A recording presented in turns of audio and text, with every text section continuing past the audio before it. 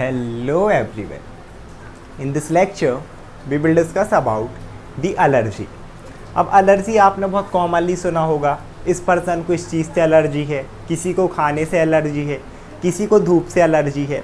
तो एलर्जी को अगर हम और मीनिंग देखें ना तो इसे और हम बोल सकते हैं hyper sensitivity reaction. Hyper sensitivity का मतलब क्या हुआ, देखो हाइपर मतलब होता है ज़्यादा और सेंसिटिविटी मतलब सेंसेशन।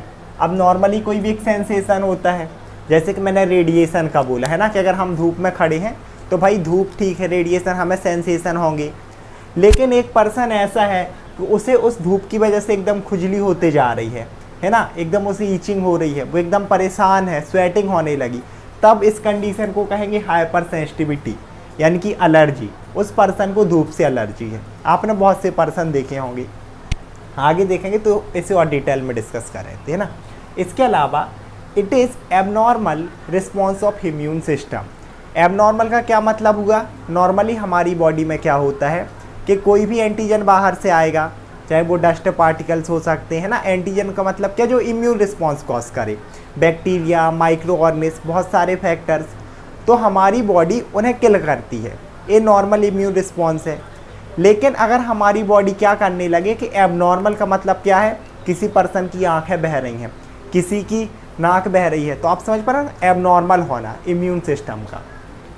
तो it is the abnormal immune response of body to antigen present in the environment. किसके खिलाफ, एंटीजन के। और इसके साथ एक और आप वर्ड लिख सकते हो एलर्जेंस, मतलब एलर्जेंस के खिलाफ एक इम्यून रिएक्शन रहेगी बट एबनॉर्मल। और ये कौन कौन से आपके फैक्टर्स हो सकते हैं एंटीजन, या तो ये आपके फिजिकल फैक्टर हो सकते हैं जो एलर्जेंस रहेंगे, या फिर केमिकल। अब देखो इससे आगे हम देखते हैं कि एक्चुअल में ये एलर्जन क्या होंगे।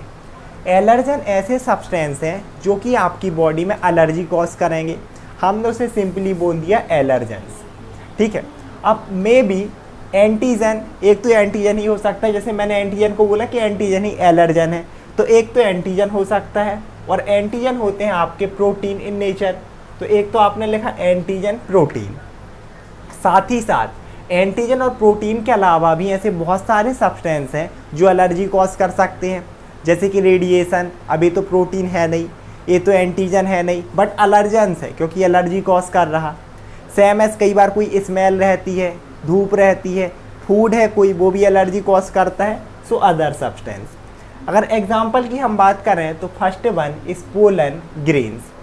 पोलर ग्रेन्स एक्चुअली में क्या होता है, एक पौधे में ही मैं स्पेशली बोलूँ ना, एक प्लांट में भी फ्लावर का एक पार्ट होता है ना। एक फ्लावर अपन ने इस तरीके से बनाया, उस फ्लावर का पार्ट होता है, वो भी कौन सा, मेल रिप्रोडक्टिव, उसमें ना सेक्सुअल पार्ट हम बोल सकते हैं पौधे का। तो इससे भी क्या होता है, देखा गया है कि ये भी एलर्जी कॉज कर सकता है। डस्ट पार्टिकल्स, आप किसी भी एक धूल वाले कमरे में चले जाओ जहाँ किताबें रखी, कुछ भी, या कबाड़ा बाड़ा रखा, अपने आप आपको कफ, स्नीजिंग, खांसी, छींकना, स्मोक, कई लोगों को स्मोकिंग से, आप देखना जो पीते हैं उड़ाते हैं वो तो फिर गांजा दारू उनका तो सुबह शाम होता है।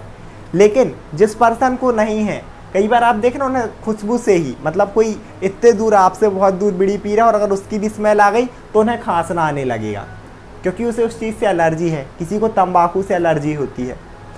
हीट, जैसे मैंने बोला हीट, कोल्ड, रेडिएशन और हीट तो वही धूप वाला ले लो कि नॉर्मल अपन को रहता है, लेकिन अब किसी को एकदम स्वेटिंग, खुजली, ये वो, फेंटनिंग, बहुत ही ज़्यादा दिक्कत। ऐसे ही कोल्ड, अब नॉर्मल कंडीशन में क्या होता है कि चलो भाई कोल्ड है, ठंडी सभी को लग रही है, हमें भी लगती है। लेकिन एक पर्सन है जिसको एकदम थोड़ा सा भी ठंडी हुई या किसी भी दिन भीग गया तो मतलब उसकी बिल्कुल आँखें बह रही हैं, नाक बह रही हैं, हर बार उसी पर्सन की, तो पर्टिकुलरली उसे कोल्ड से एलर्जी है। ऐसे ही अब क्या होता है, ये तो सभी, चलो हमने डस्ट लिखा, ये कॉमन होती है, सब में एलर्जी होगी। कई बार आपको ना किसी एक पर्टिकुलरली स्मेल से, जैसे मैं गाड़ी, ये सब ने देखा होगा कि जब भी कोई बस से या गाड़ी से ट्रैवल करता है तो उसका जो डीजल होता है ना, कई लोग को उससे एलर्जी और वोमिटिंग वहाँ देखने के लिए मिलती है। तो कुछ एलर्जी ऐसी हैं जो कॉमन है सभी में, लेकिन कई पर्सन को क्या होता है, स्पेसिफिक होती है।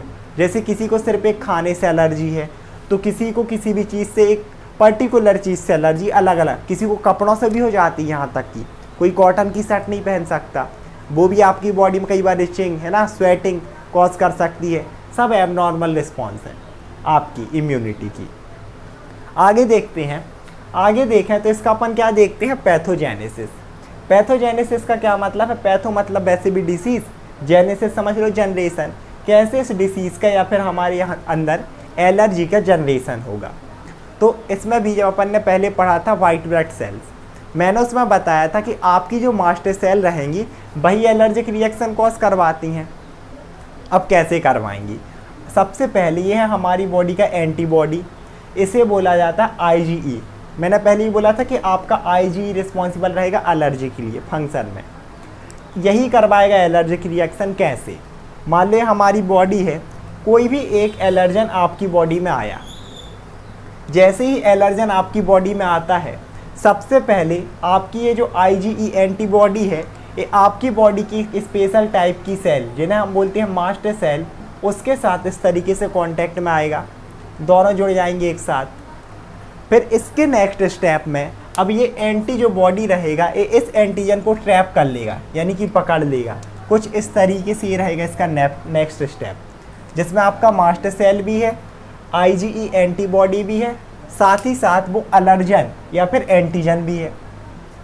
अब जब ये पूरी कंडीशन हो जाएंगी, अब यहाँ पर एक बहुत स्पेशल चीज़ देखना कि क्योंकि मास्टर सेल में ग्रैन्यूल्स भी थे, अपन ने देखा था ना प्रीली फॉर्म्ड मेडिएटर है ना, न्यूली जनरेटेड मेडिएटर, तो इसमें ग्रैन्यूल्स से ग्रैन्यूलोसाइट। अब इसके ग्रैन्यूल्स टूटने लगते हैं, मान लो इसके ग्रैन्यूल्स हैं, इनका होगा डीग्रैन्यूलेशन, मतलब ग्रैन्यूल्स का टूटना, और ग्रैन्यूल्स में कुछ तो रहा होगा। जैसे ही आपके ग्रैन्यूल्स टूटेंगे उनका डीग्रैन्यूलेशन होगा, सिंपल सी बात है, उसके अंदर से कुछ सब्सटेंस रिलीज होंगी, और हमने मास्टर सेल में पढ़ा था that is histamine and heparin. इसके अलावा और भी हो सकते हैं, मेन ये है हिस्टामीन या फिर हिस्टामाइन और हेपेरिन, और यही आपकी बॉडी में कराते हैं एलर्जिक रिएक्शन कॉज या कोई भी एलर्जी या फिर हाइपर सेंसिटिविटी रिएक्शन। सिम्टम्स अगर हम देखें तो भाई बहुत ही कॉमन सिम्टम्स है जो कि आप समझ भी सकते हो, आप सभी ने देखे होंगे। पहली चीज़ सबसे ज़्यादा इफेक्ट करता है आपकी स्किन को, साथ ही साथ म्यूकस मेम्ब्रेन। स्किन को कैसे मैंने बता ही दिया, आपका चाहे हीट हो, रेडिएशन हो, कोल्ड हो, आप ही देखो, या फिर पोलन ग्रेन्स हो, इस ज़्यादा किसको अफेक्ट करेंगे, स्किन में कहीं से भी उड़ के आएंगे, कई बार डस्ट भी उड़ के आएगी। दूसरी चीज़ कि अगर आप डस्ट पार्टिकल्स मान लो यहाँ नहीं है तो आपने सांस अंदर ली उसके थ्रू, कई बार ऐसे ये पोलन ग्रेन्स उसके थ्रू, है ना, और भी आपकी चीज़ें, स्मोकिंग, तंबाकू, इसकी स्मेल आपके अंदर, डीजल वाला मैंने बताया, तो वो जो स्मेल आपके अंदर जा रही है वो आपकी म्यूकस मेम्ब्रेन, क्योंकि अंदर पूरी म्यूकस मेम्ब्रेन है सारे सॉफ्ट ऑर्गन में, नोज़ हो उसके अंदर भी जो डाइजेस्टिव सिस्टम, रेस्पिरेटरी सिस्टम, तो उस म्यूकस मेम्ब्रेन को अफेक्ट करेंगे। तो सिम्टम्स एक तो स्किन रिलेटेड ज़्यादा रहेंगे, दूसरी चीज़ म्यूकस मेम्ब्रेन रिलेटेड। देखें तो सबसे पहला सिम्टम्स है इचिंग, खुजली। जैसे मैंने बताया, चाहे रेडिएशंस हो, चाहे पोलन ग्रेन्स हो, या फिर कई बार डस्ट पार्टिकल्स हो, केमिकल सब्सटेंस हो सकते हैं कुछ, है ना, कुछ मेटल से भी कई लोगों को खुजली होती है, तो यहाँ पर इचिंग। दूसरी चीज़ कि स्किन रैसेस, आप देखना स्पेशली पोलन ग्रेन से ऐसे कुछ पेड़ पौधे हैं, मतलब झाड़ियाँ, कि अगर उनकी पत्ती आपसे टच हो जाए ना, आप इचिंग करेंगे तो एकदम धब्बे धब्बे ददरे ददरे टाइप के पड़ना, मतलब आपको करते ना स्किन रैचेस, रेडनेस आ जाएगी वहाँ एकदम।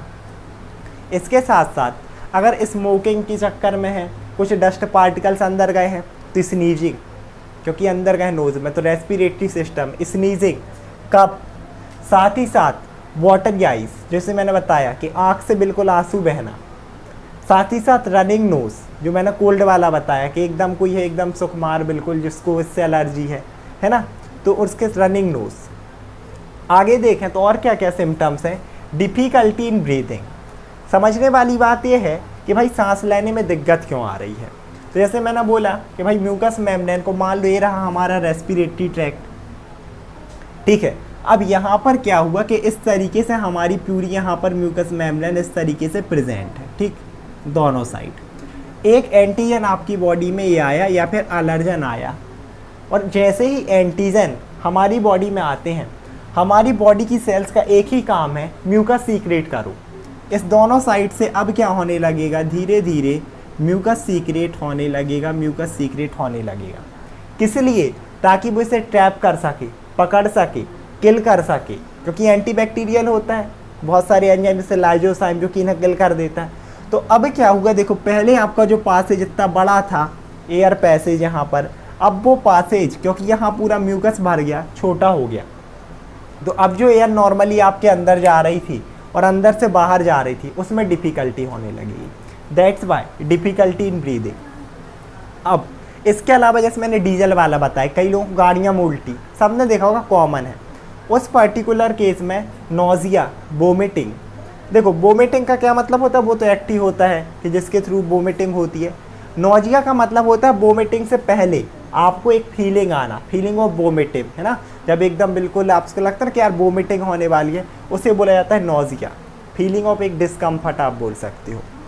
साथ ही साथ डायरिया, जैसे मैंने बोला खाना से कई लोगों को रहती है, कई लोग दूध नहीं खा सकते, अगर दूध खा लेंगे तो उन्हें डायरिया होने लगा, क्योंकि उन्हें पर्टिकुलरली एलर्जी है, किसी को लस्सी से, अलग अलग चीज़ों से, है ना, ऐसे ही स्मेल से। तो ये पर्टिकुलर रहती है कि ये जो डायरिया वाला है, ये चीज़ें पर्टिकुलर केस में कि किसी को इस खाने से एलर्जी है, आपने वो दे दिया, तब ये सारी चीज़ें हो सकती हैं, नोजिया, वोमिटिंग, डायरिया, जीआईटी से रिलेटेड, है ना, फूड वाले केस में ज़्यादा चांसेस हैं। आगे अगर हम देखें तो यहाँ पर कुछ चीज़ें हैं, जैसे कि hay fever and anaphylaxis. Hay fever क्या है, ये भी एक्चुअल में फीवर ही होती है ना, इसे एलर्जिक राइनाइटिस भी कहा जाता है। इसका जो कॉमन कॉज है दैट इज़ पोलन ग्रेन्स, मतलब यही जो पेड़ वाला था ना, स्पेशली इसके चक्कर में जो फ्लावर का पार्ट था, इससे कॉज होता है आपका हे फीवर, है ना। इसके बाद दूसरी चीज़ देखें तो एनाफिलैक्सिस।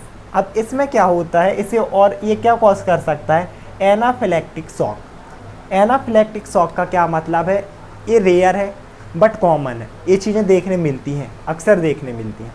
मान लो एक हॉस्पिटल है, अब हॉस्पिटल में क्या हुआ, एक पेशेंट है, कोई भी एक पेशेंट है, ठीक है, इससे किसी भी एक चीज़ से एलर्जी है। मान लो बहुत सारे इंजेक्शन है, जैसे इंसुलिन का या फिर ग्लूकागॉन का। अब इस पेशेंट को इंसुलिन से है एलर्जी, है ना। अब और क्या हुआ, एक डॉक्टर ने शायद जल्दबाजी में, कई बार हम इमरजेंसी कंडीशन रहती हैं, या फिर उसने खुद लापरवाही कर दी, रेयर होता है बट कई बार कर देते हैं कुछ लोग लापरवाही। उसने क्या किया, पेशेंट की हिस्ट्री नहीं ली। अब उसने ये पता ही नहीं कि इसे इस इंसुलिन से एलर्जी है, और उन्होंने इस इंसुलिन का इंजेक्शन इस पेशेंट में डाल दिया, और इस कंडीशन में होता है कार्डियक शॉक, जैसे यहाँ पर एनाफिलाइटिक शॉक। इस पर्टिकुलर केस में इंसान की तुरंत जान चली जाती, इमीडिएट, ये चीज़ें देखने मिलती हैं, इसे बोला जाता है एनाफिलैक्सिस शॉक। तो ये था हमारा पूरा एलर्जी के बारे में। इसके अलावा एक और इम्पोर्टेंट चीज़, एलर्जी एक तो आपकी इन्नेट भी हो सकती है। इन्नेट का क्या मतलब है, जैसे मैंने पहले बताया, इन मतलब और नेटल, जो बर्थ से प्रेजेंट हो आपको, है ना, किसी किसी को होता है किसी चीज़ से, बर्थ से ही एलर्जी है। दूसरी चीज़ कि एक्वायर्ड भी हो सकता है, कुछ लोग एक्वायर कर लेते हैं, है ना, जैसे वही गाड़ी वाला, उसमें आ जाओ तो कुछ लोगों को तो एक्वायर वो एक बन ही जाती है, जहाँ एक दो बार और वोमिटिंग हुई गाड़ी में जाने से, बस में जाने से, उनने फिर उस चीज़ को और बना ही लिया। तो आपका इम्यून रिएक्शन फिर वैसे ही वर्क करता है, इम्यून सिस्टम, कि आप बस में जाओगे तो वो एलर्जिक रिएक्शन होने ही है। आई होप आप लोग को वीडियो समझ में आया होगा। Thank you so much everyone.